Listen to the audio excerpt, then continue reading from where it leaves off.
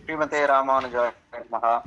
அந்த குருன்ற சப்தத்துல 2 எழுத்து இருக்கு.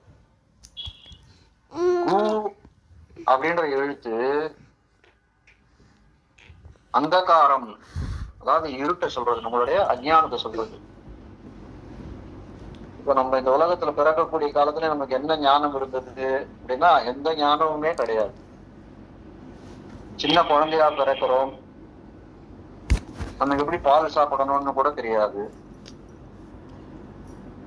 ஒரு எறும்பு கடிக்கிறது, அதை தள்ளி விடுறது கூட நமக்கு தெரியாது. அப்போ அது என்ன காட்டுறது? நமக்கு எந்த விதமான நாலேஜ், ஞானம் எதுவும் இல்லை அப்படின்னு காட்டுறது. ஸோ அந்த மாதிரியான இதை என்னன்னு சொல்லலாம் அப்படின்னா, அப்போ நம்மளுடைய ஞானம் இல்லாத தன்மை அது எப்படி இருக்கும் அப்படின்னா ஒரு இருட்டை போலே இருக்கும். இருட்டுல ஒரு வெளிச்சம் இல்லாத ஒரு ரூம்ல நம்ம இருக்கோம். ஏதாவது ஒரு பொருள் கீழே விழுந்துட்டோம்னா எப்படி தேட முடியும்? நம்மளால தேட முடியாது. அது போல நம்மளுடைய அஜ்ஞானம், நாலேஜ் இல்லாத சமயம் எப்படி இருக்குன்னா ஒரு இருட்டை போலே இருக்கிறது. அதுதான் கு அப்படின்ற சப்தம், ஒரு அக்ஷரம். அந்த லெட்டர் சொல்றது, குன்ற அக்ஷரம் சப்தம் லெட்டர் சொல்றது என்னன்னா இருட்டு, தமசு அப்படின்னு சொல்லணும். ரூ அப்படின்னு குருன்ற சப்தத்துல இன்னொரு ஒரு லெட்டர் இருக்கு, என்னதுன்னா அது ரூ அப்படின்ற சப்தம். அந்த ரூன்ற லெட்டர் எதை சொல்றது அப்படின்னா அந்த இருட்டை போக்கக்கூடியது. இருட்டா ஒரு ரூம் இருக்கு, அந்த ரூம்ல போய் நம்ம ஒரு லைட்டோட சுவிட்சை போடுறோம். கரண்ட் போயிருந்ததுன்னு வச்சுக்கோங்களேன், ஒரு ரூம் ஒரு ஆத்துல கரண்ட் போயிருந்தது, ஒரு ரூம்ல ஃபுல்லா இருட்டு. கரண்ட் வந்துடுத்து, லைட் எரிய ஆரம்பிச்சுடுத்தோம்னா எப்படி ஆகுதுன்னா அந்த இருட்டு விலகி போயிடும். அத போல நமக்கு எப்படி இருக்கும் அப்படின்னா எந்த விதமான நாலேஜும் இல்லாத இருக்கும். அது ஒரு குருவினுடைய, ஒரு ஆச்சாரியனுடைய சம்பந்தத்தினால, ஒருத்தர் ஆச்சாரியனுடைய சேர்றதுனால என்ன ஆகுது? அந்த அந்தகாரம் அப்படின்னு சொல்லக்கூடிய இருட்டானது விலகி போறது, நமக்கு நாலேஜ் கிடைக்கிறது. ஏற்கனவே சொன்ன, குழந்தையா இருக்கும் போது நமக்கு எதுவுமே நம்ம செய்து கொள்ள முடியாது. ஒரு குளிக்கணும் அப்படின்னா கூட அம்மா தான் நம்மளை குளிப்பாட்டி விடணும். அதே நமக்கு ஒரு 5 வயசு ஆறுது, 7 வயசு ஆறுது அப்படின்னா நம்ம என்ன சொல்றோம்? அம்மா என்ன சொல்றா? நீ போய் குளிச்சுட்டு வா அப்படின்னு நம்மள சொல்றா. நம்மளே எப்படி குளிக்கிறதுன்றத தெரிஞ்சு கொள்றோம். அப்போ எல்லாம் கண்டினியூஸ் டீச்சிங். உலகத்துல யார் குரு அப்படின்னு சொன்னா ஒரு விஷயங்களுக்கு ஒரு குரு. இப்போ டெய்லி ஆக்டிவிட்டிஸ் நம்ம எப்படி பண்ணணும் அப்படிங்கறதெல்லாம் நம்ம ஆத்திலேயே இருக்கக்கூடிய அம்மா, அப்பா போன்றவர்கள் எல்லாம் சொல்லித்தராங்க. இப்போ பாடம், ஸ்கூல்ல போய் பாடம் படிக்கணும் அப்படின்னா ஒரு சப்ஜெக்ட்க்கு ஒரு டீச்சர்ஸ் இருக்கா, அவ அந்த பாடங்கள் எல்லாம் சொல்லித்தரா. அப்போ அவர்களெல்லாம் குருவுடைய ஸ்தானத்திலே வைக்கிறோம். அதே போல எந்த லர்னிங், எது நம்ம ஒருத்தர் கத்துண்டாலும் ஒரு நாலேஜை கண்டிப்பா நம்ம அடைகிறோம். அந்த அடைந்த நாலேஜ் யார்கிட்ட இருந்து வந்ததோ, நமக்கு யார் அதுக்கு காரணமாக இருந்தார்களோ அவர்கள் பேர் குருன்னு பேர். குருவுக்கும் ஆச்சாரியன் அப்படின்ற சப்தத்துக்கும் ஒரு ஹேர்லைன் டிஃபரன்ஸ் தான் உண்டு. 2 பேருக்கும் இருக்கக்கூடிய கடமைகள் என்ன அப்படின்னு கேட்டா, குருவும் ஒரு விதமான கல்வியை கற்பிக்கிறான். அது எந்த கல்வியா இருந்தாலும் நமக்கு போதிக்கக்கூடியவனுக்கு பேரு குரு அப்படின்ற இதுவால ஒரு பதத்தால சொல்லலாம். ஆச்சாரியன் அப்படின்னு சொல்லக்கூடியது கொஞ்சம் சம்பிரதாய விஷயம், சம்பிரதாய பதமா அதை நினைத்து கொள்ள வேணும். ஏன் அப்படின்னா நம்மளுடைய ஸ்ரீ வைஷ்ணவ சம்பிரதாயத்துல அந்த ஆச்சாரியன் அப்படின்னு சொல்லப்பட்டவருக்கு கொடுத்திருக்கக்கூடிய கௌரவம் என்ன அப்படின்னா, இல்லைன்னா அவர் சொல்லக்கூடிய வித்யை, சொல்லிக் கொடுக்கக்கூடிய ஞானமானது இந்த உலகத்தினுடைய வாழ்க்கைக்கு மட்டும் பிரயோஜனப்படக்கூடியதா இல்லை, இந்த உலகத்தை கடந்து மோட்ச சாம்ராஜ்யத்தை அடைவதற்கும் காரணமாய் இருக்கிறது. அப்போ என்ன அர்த்தம் அப்படின்னா, இப்போ வாத்தியார்கள்லாம் கற்றுக் கொடுக்கக்கூடிய கல்வி, இப்போ ஸ்கூல்ல நமக்கு சொல்லிக் கொடுக்கக்கூடிய கல்வியானது ஒரு சயின்ஸோ, மேத்ஸோ, இல்லை கம்ப்யூட்டர்ஸோ எதுவா இருந்தாலும் இந்த வேர்ல்டி லைஃப், மெட்டீரியல் லைஃபை லீட் பண்றதுக்கு உபயோகப்படுறதா இருக்கு. ஆச்சாரியனும் கல்விதான் கத்து தர்றாரு. அவர் என்ன கத்துத்தரார் அப்படின்னு கேட்டால் திருமந்திரம், துவயம், சர்மஸ்லோகம் போன்ற ரகசியங்களை எல்லாம் கத்துத்தரார். அதுக்கு உண்டான காலத்துல, எந்த அதுக்கு சக்கிரமமா இருக்கக்கூடிய காலத்திலே, எப்போ அவன் ஒரு ஸ்ரீ வைஷ்ணவனானவன் ஆச்சாரியன் கையாலே சமாஷ்டம் பெறுகிறானோ அந்த சமயத்துல இருந்து தொடக்கமாக இந்த ரகசியார்த்தங்களை எல்லாம் அவனுக்கு அறிவிக்கிறான். அதன் காரணமாக சிஷ்யன் மோட்சத்தை அடைகிறான் அப்படின்றது நம்ம சம்பிரதாயத்துல இது. டெக்னிக்கலா பார்க்கும்போது ரொம்ப பெரிய டிஃபரன்ஸ் கிடையாது. ஆனால் பலன்ல அவர் கத்துக்கூடிய விஷயங்கள்ல வித்தியாசங்கள் உண்டு.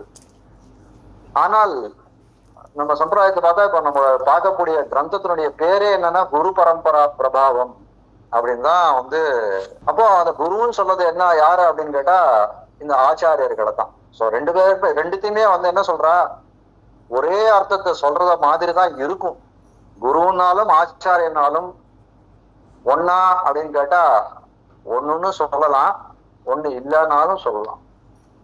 கன்ஃபியூஸ் பண்ற மாதிரி இருக்குன்னு நினைக்க வேண்டாம். இப்போதைக்கு நம்ம என்ன நினைச்சிட்டோம்னா, குருன்றவன் ஒரு கல்வியை போதிக்கக்கூடியவன், அது மட்டும். ஆனால் ஆச்சாரியன் அப்படின்றவன் கல்வியையும் போதிக்கக்கூடியவன், அதையும் தாண்டி நமக்கு மோட்ச சாம்ராஜ்யத்தை பெற்றுக் கொடுக்கக்கூடியவன். ஆச்சாரியர் ஒரு ஸ்டெப் மேல் அப்படி வேணா வச்சுக்கலாம். இப்ப நம்ம குருன்னு சொல்றது ஒரு வித்தியாசத்துக்காக சொல்றோம். இப்ப குருன்னா நமக்கு ஸ்கூல்ல பாடம் சொல்லி கொடுக்கறது கூட குரு தான். இப்ப மேத்தமேட்டிக்ஸ் படிச்சா எனக்கு மோட்சம் கிடைக்குமா, சயின்ஸ் படிச்சா எனக்கு மோட்சம் கிடைக்குமா அப்படின்னு கேட்டா கண்டிப்பா இல்லை அப்படின்னு சொல்லிடலாம். அப்போ அதை படிச்சா எனக்கு என்ன கிடைக்கும் அப்படின்னு கேட்டா, இந்த உலகத்துல வாழ்க்கையில இப்ப நாளைக்கு நல்ல உத்தியோகத்துக்கு போகலாம், பணம் சம்பாதிக்கலாம், பல பேருக்கு அதை சொல்லி கொடுக்கலாம், இல்ல நம்மளே அந்த சயின்ஸை யூஸ் பண்ணி ஒரு சயின்டிஸ்டா எவ்வளவு விஷயங்கள் கண்டுபிடிக்கலாம். இப்போ இந்த உலகத்துல இருக்கக்கூடிய லைஃப், இந்த till our life in this earth we will be using that knowledge.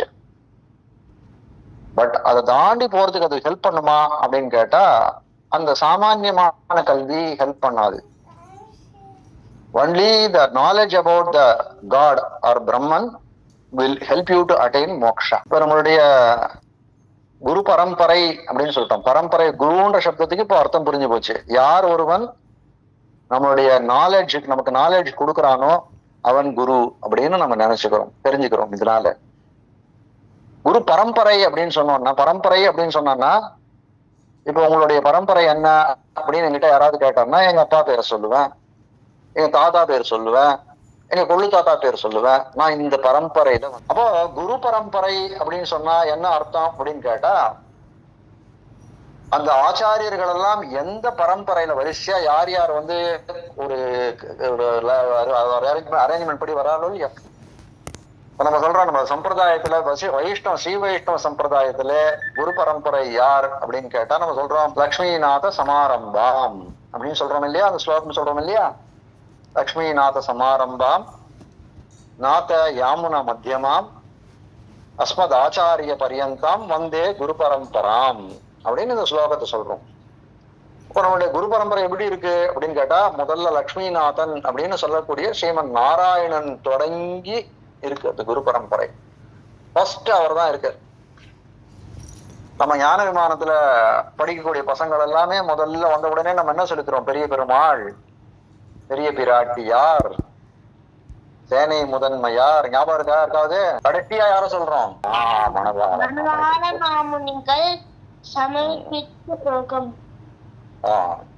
சமர்ப்பிச்ச ஸ்லோகம் இல்லை, இது கூறத்தாழ்வான் சமர்ப்பிச்ச ஸ்லோகம். நம்மளுடைய குரு பரம்பரை எங்க ஆரம்பிக்கிறதுனா எம்பெருமான் பகவானான ஸ்ரீமன் நாராயணன் கிட்ட ஆரம்பிச்சு மணவாள மாமுனிகள் அப்படின்ற ஆச்சாரியர்ல முடிவடைகிறது. அதுக்கு நடுவில் எவ்வளவு பேர் இருக்கா, பெரிய பெருமாள், பெரிய பிராட்டியார், சேனை முதன்மையார், நம்மாழ்வார், நாதமுனிகள் அப்படின்னு வரிசையா சொல்லிட்டே வரும். ஸோ அந்த லீனேஜ் இருக்கு இல்லையா, அது வரிசையா எல்லார் பேரும் சொல்லிட்டு வரோம் இல்லையா, அதுக்கு பேர் குரு பரம்பரை அப்படின்னு பேர். குரு பரம்பரைனா இந்த ஆச்சாரியர்களுடைய வரிசை அப்படின்னு தெரிஞ்சுக்கிட்டோம். ஏன் இதை தெரிஞ்சுக்கணும் அப்படின்னு கேட்டா, இந்த குருக்களால தான் நமக்கு எல்லா ஞானமும் விளைய போகிறது. ஏன்னா இவாளெல்லாம் இப்போ எந்த குருக்கள்லாம் யாரும் இல்லை. இப்ப நம்ம சொல்றவாள்லாம் இப்ப நம்மாழ்வார் இருக்காரா அப்படின்னு கேட்டா நம்மாழ்வார் இல்ல, அவர் முக்தாத்மாவா பரமபதத்துக்கு போயிட்டார். நாதமுனிகள் இருக்காரா? நாதமுனிகள் இல்ல. மணவாள மாமனிகள் இருக்காரா? மணவாள மாமனிகள் இல்ல. இப்பெல்லாம் இவாளால நமக்கு என்ன பிரயோஜனம்? அப்போ இவாள்லாம் நமக்கு எப்படி குருவாவா அப்படின்னு அடுத்த கேள்வி கேட்கலாம். இப்ப நீங்க ஆச்சாரியன்னு சொல்றீங்க, எனக்கு ஒரு ஆச்சாரியன் இருக்கார், அவர் தான் நான் பார்க்கிறேன், அவர் தான் எங்க நாட்டுல இருக்கவாளுக்கெல்லாம் சமாஷ்டம் பண்ணியிருக்கார், அவர் தான் எங்களுக்கு நல்ல விஷயங்கள் எல்லாம் சொல்றார். நீங்க சொல்ற மணவாள மாமனிகளோ இல்ல ராமானுஜரோ அவர்களெல்லாம் நாங்க பார்த்ததும் இல்ல, அவளெல்லாம் எப்படி நான் குருன்னு ஏத்துக்கணும் அப்படின்னு அடுத்த கேள்வி கேட்கலாம். அப்போ என்ன சொல்லணும்? இப்போ நம்மளுடைய சம்பிரதாயம் எப்படி இருக்குன்னா, it is dependent on something. Dependent on something அப்படின்னு சொன்னா, டிபெண்டன்ட்னா ஒருத்த சார்ந்து இருக்கிறது. இப்போ நம்ம இருக்கோம் குழந்தைகளா, இப்ப நீங்க வந்து ஸ்கூல் படிச்சுட்டு இருக்கீங்க, இப்ப நீங்க யாருடைய டிபெண்டா இருக்கீங்க அப்படின்னு கேட்டா, எங்க அப்பா அம்மா வந்து டிபெண்டா இருக்கேன். டிபெண்டா என்ன அர்த்தம்னா, நமக்கு நம்மளால எதையும் செய்து கொள்ள முடியாது. இப்ப எனக்கு வந்து ஒரு சாக்லேட் வாங்கணும், இல்ல வேற ஏதோ சைக்கிள் வாங்கணும் அப்படின்னா நான் யாருக்கு போய் கேட்க முடியும்? நானே போய் கடையில போய் வாங்கிக்க முடியுமா அப்படின்னு கேட்டா என்னால முடியாது. ஏன்னா ஃபார் மை ஏஜ் என்கிட்ட எதுவும் பணமும் கிடையாது, நான் எதுவும் சம்பளமும் வாங்குறது இல்லை, வேலை பண்றது, அதனால சம்பளமும் கிடையாது. அதனால நான் யாரையில டிபெண்டா இருக்கேன், யாரை சார்ந்து இருக்கேன் அப்படின்னு கேட்டா என் பேரண்ட்ஸை சார்ந்து இருக்கிறேன். அப்போ அது டிபெண்ட். அது போல சம்பிரதாயமும் சில விஷயங்களில டிபெண்டா இருக்கு. இப்போ நமக்கு ஆச்சாரியன் பல விஷயங்கள் சொல்றாரு இல்லையா? நம்மளுடைய ஆச்சாரியன் பஞ்சசம்ஸ்காரம், அதாவது இது சமாசிரயணம் பண்றார், ரகசிய திரயங்கள் எல்லாம் சொல்றார் அப்படின்னு சொல்றார். இந்த விஷயங்கள் எல்லாம் எங்கேருந்து வந்தது அப்படின்னு கேட்டா, இந்த குரு பரம்பரைன்னு நம்ம சொன்னோம் இல்லையா? நாராயணன் தொடங்கி ஸ்ரீமன் நாராயணன் தொடங்கி மணவாள மாமுனிகள் கடைசியாக இருக்கிற ஆச்சாரியர்களாலே பல பல காலகட்டங்களிலே, ஏன்னா எல்லாரும் ஒரே சமயத்துல பிறக்கல இல்லையா? ஆச்சாரியர்கள்லாம் வேற வேற பீரியட்ல பிறந்திருக்கான். ராமானுஜர் ஃபார் எக்ஸாம்பிள், அவர் ஒரு 1000 வருஷத்துக்கு முன்னாடி பிறந்திருக்கார். மணவாள மாமுனிகள் 650 இயர்ஸ்க்கு முன்னாடி பிறந்திருக்கார். அப்ப பார்த்தோம்னா ரெண்டு பேருக்கும் அதே ஏறதாழ 350 இயர்ஸ் டிஃபரெண்ட் இருக்கு. அப்ராக்சிமேட்லி ரெண்டு பேருக்கும் 350 இயர்ஸ் டிஃபரன்ஸ் இருக்கு. அப்போ இந்த 350 இயர்ஸ் டிஃபரன்ஸ்ல என்ன பண்ணிட்டு இருந்தா இவா அப்படின்னா, ராமானுஜர் சொன்னது, அதுக்கப்புறம் இருக்கக்கூடிய எம்பார் சொன்னது, கூரத்தாழ்வான் சொன்னது, பராசர பட்டர் சொன்னது எல்லாத்தையும் அப்படியே வந்து அடுத்த ஜெனரேஷனுக்கு பாஸ் ஆன் பண்ணிட்டே வந்திருக்கான். சரியா? இந்த ரகசியத்ரயம் அப்படின்னு சொல்லக்கூடியது யார் முதல்ல சொன்னார் அப்படின்னு கேட்டா, பெருமாள் தான் முதல்ல சொன்னார். முதல் ஆச்சாரியன், பிரதமமான ஆச்சாரியன், முதல் ஆச்சாரியன் ஸ்ரீமன் நாராயணன், அவர் தான் முதல்ல சொன்னார். அதை யார் வரைக்கும் சொல்லியிருக்கா அப்படின்னா, மணவாள மாமுனிகள் வரைக்கும் சொல்லியிருக்காள். மணவாள மாமுனிகளும் சொல்லியிருக்கார். மணவாள மாமுனிகளுக்கு அப்புறம் இன்னைக்கு நான் பிரத்யட்சமா பார்க்கக்கூடிய குருவும் அதையே, ஆச்சாரியனும் அதையே உபதேசம் செய்கிறார். அப்போ நமக்கு என்ன தெரியறது இதுல இருந்து அப்படின்னு கேட்டா, இந்த ரகசியங்கள் எல்லாம், சில சம்பிரதாய விஷயங்கள் எல்லாம் இந்த குரு பரம்பரை முதல்ல இருந்து டாப் ஆர்டர்ல இருந்து இன்னைக்கு இருக்கக்கூடிய ஆச்சாரியர்கள் வரைக்கும் அப்படியே இறங்கி வந்து நம்ம அளவுக்கும் வருது. இப்போ இப்படிப்பட்ட குரு பரம்பரையை பத்தி நம்ம தெரிஞ்சுக்கணும். அதுதான் இப்போ நம்மளுடைய அப்ஜெக்டிவ் என்ன அப்படின்னா, ஒரு காலகட்டங்கள்ல பல குருக்கள் நம்மளுடைய சம்பிரதாயத்துல இருந்திருக்காள், ஆச்சாரியர்கள் இருந்திருக்கிறார்கள். அவர்கள் எப்படி வாழ்ந்தார்கள், அவர்களுடைய வாழ்க்கை அந்த வைபவம் என்ன, அதுதான் குரு பரம்பரா பிரபாவம். பிரபாவம்னா அவங்களுடைய பெருமையை சொல்லதாக இருக்கக்கூடியது குரு பரம்பரா பிரபாவம் அப்படின்னு பேர். இந்த குரு பரம்பரா பிரபாவம் அப்படின்னு ஒரு புஸ்தகம் ஒண்ணு பின்பழகிய பெருமாள் ஜீயர் அப்படின்னு ஒரு ஆச்சாரியரால எழுதப்பட்டது. இந்த பின்பழகிய பெருமாள் ஜீயரை பத்தி ஒரு பாசுரம் உண்டு உபதேச ரத்ன மாலையில. பின்பழகிய பெருமாள் ஜீயருடைய பாசுரம் என்ன உபதேச ரத்ன மாலையில? பின்பழகராம் பெருமாள் ஜீயர் பெருந்திவத்தில் அன்பது மற்ற மிக்க ஆசையினால் ஊனமர எப்பொழுதுமோர். இந்த பின்பழகராம் பெருமாள் ஜீயர், பின்பழகிய பெருமாள் ஜீயர் அப்படின்னு சொல்லக்கூடிய ஒரு ஆச்சாரியர். இவர் நம்பிள்ளை அப்படின்ற ஆச்சாரியருடைய சிஷ்யர். இவர் நல்ல நம்பிள்ளை இடத்துல நல்ல அந்த நாலேஜை கெயின் பண்ணவர், நல்லா படித்தவர், இவர் மெத்த படித்தவர், நல்ல அறிஞர், ரொம்ப இன்டெலிஜென்ட் இவர். இந்த பின்பழகிய பெருமாள் ஜீயர் தான் இந்த குரு பரம்பரா பிரபாவம் அப்படின்ற ஒரு கிரந்தத்தை எழுதியிருக்கார். அப்படின்னு ஒரு நூலை, ஒரு புக்கை அவர் தான் எழுதியிருக்கிறார். யாரு? பின்பழகிய பெருமாள் ஜீயர். பாசுரத்துல என்ன சொல்றது? பின்பழகராம் பெருமாள் ஜீயர். இதை பார்த்தாலே நமக்கு தெரியும் அவருக்கு எவ்வளவு ஆச்சார இடத்துல எவ்வளவு பக்தி அப்படின்னு அந்த ஸ்லோகத்தில், இந்த பாசுரத்திலே காட்டுறார் மணவாள மாமுனிகள். பின்பழகராம் பெருமாள் ஜீயர் பெரும் திவத்தில் அன்பதுவுமற்று. திவம் அப்படின்னு சொன்னா தமிழ்ல அதுக்கு பேர் பரமபதம் அப்படின்னு பேரு. இப்போ பெரும் திவத்தில் அன்பதும், நம்மளாம் என்ன சொல்றோம்? மோட்சத்துக்கு ஆசைப்படணும் அப்படின்னு சொல்றோம் இல்லையா? இவர் என்ன சொல்றாங்க? பெரும் திவத்தில் அன்பதும். இவர் மோட்சத்துக்கு ஆசையே படலையா. இவருக்கு ஒரு சமயம் இந்த பின்பழகராம் பெருமாள் ஜீயருக்கு ஒரு சமயம் ஏதோ உடம்புக்கு வந்துடுச்சு, ஏதோ ஒரு ஜுரமோ அந்த மாதிரி ஏதோ ஒரு உடம்பு சரியில்லாத போயிடுச்சு. அப்போ அவர் என்ன பண்ணாரா, வைத்தியர்கிட்ட போய், டாக்டர் போயிட்டு மெடிசின்ஸ் எல்லாம் வாங்கி சாப்பிட்டு இருக்காரு அவர். அப்போ அவருடைய நம்பிள்ளையோட மீதி சிஷ்யர்கள் எல்லாம் போய் நம்பிள்ளை இடத்துல சொல்லிட்டாராம், இவர் மோட்சத்துல ஆசை இல்லாத டாக்டர் கிட்ட போய் மெடிசின் வாங்கி சாப்பிடுறார் அப்படின்னு. நம்பிள்ளையே கூட்டு விசாரிச்சாராம் அவரை. ஏன் இந்த மாதிரி நீர் பண்ணேர் அப்படின்னு கேட்டாராம். உனக்கு மோட்சம் அடையணும்னு ஆசை இல்லையா அப்படின்னு இது பண்றாரு. அப்போ அவர் சொல்றாராம், இல்ல எனக்கு மோட்சம் அடையணும்னு ஆசைதான், ஆனால் அதை காட்டிலும் நீர் எவ்வளவு நாள், என் ஆச்சாரியனான நீர் எவ்வளவு நாள் இந்த உலகத்துல இருக்கிறீரோ அது வரைக்கும் நான் இருந்து கைங்கரியம் பண்ணணும், அதுக்கு என்னோட உடம்பு இடம் கொடுக்கணும், அதனாலதான் நான் மருந்து டாக்டர் போய் மெடிசன் வாங்கி சாப்பிட்டேன். என்ன சொல்றாரு அடுத்த அடியில்? என்ன சொல்றாரு? நம்பிள்ளைக்கான அடிமைகள் செய், பெருந்திவத்தில் அன்பதுமத்து நம்பிள்ளைக்கான அடிமைகள் செய் அப்படின்னு சொல்றாரு இல்லையா? நம்பிள்ளைக்கெல்லாம், நம்பிள்ளைன்ற ஆச்சாரியருக்கு எல்லா விதமான கைங்கரியங்களையும் பண்ண வேணும் அப்படின்றதுக்காக என்ன பண்ணார்? தன்னுடைய உடம்பு மேல ரொம்ப அக்கறை காட்டினார். இதனால தெரிய வர விஷயம் என்ன அப்படின்னா, அந்த காலத்துல ஆச்சாரியர்கள், நம்மளுடைய குருன்னு சொல்லக்கூடிய ஆச்சாரியர்கள் எல்லாம் இந்த உடம்புக்கு வரக்கூடிய நோயை பத்தி கவலையே பட மாட்டான். ஜுரம் வந்தாலும் சரி, இல்ல இன்னும் பெரிய வியாதிகள் ஏதாவது வந்தா கூட சரி, அவ கவலையே பட மாட்டார்.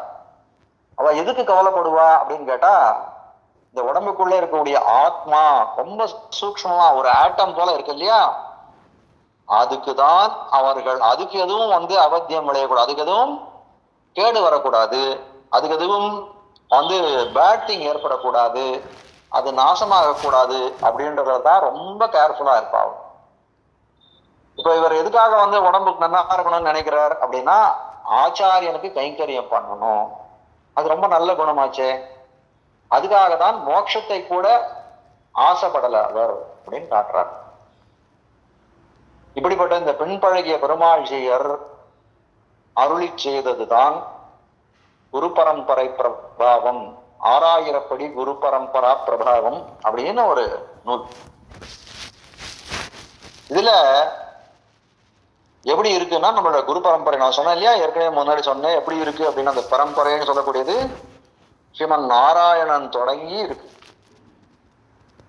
இந்த புஸ்தகத்தை நீங்கள் இந்த ஸ்டேஜ்ல இத்தனை வயசுக்கு படிக்கிறது கொஞ்சம் சிரமம்.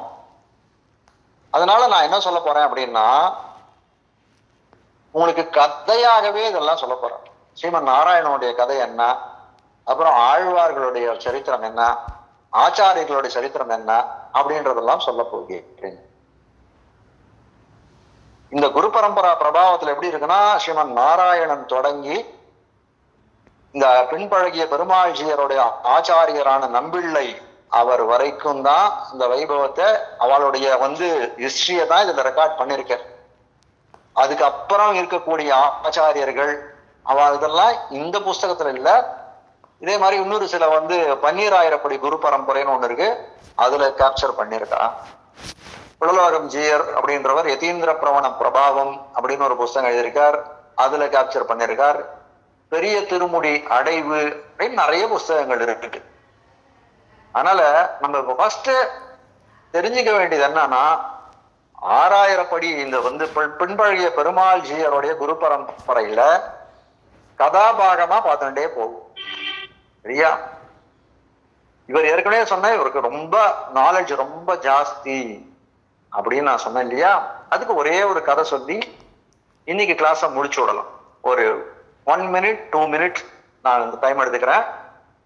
அதுக்கப்புறம் உங்களுக்கு ஏதாவது கொஸ்டின்ஸ் இருந்தா கேளுங்க, அதுக்கும் பதில் சொல்றேன். அதோட இன்னைக்கு கிளாஸை முடிச்சு விடலாம்.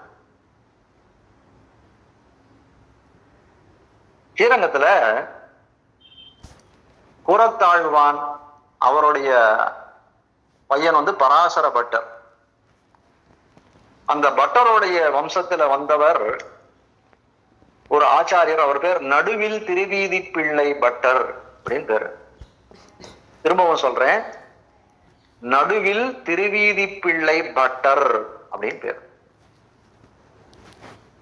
எதனால அப்படி பேர் அப்படின்னா, அவர் எந்த தெருவில் இருந்தாரோ அந்த தெருவுக்கு பேரு நடுவில் திருவீதின்னு பேராம்.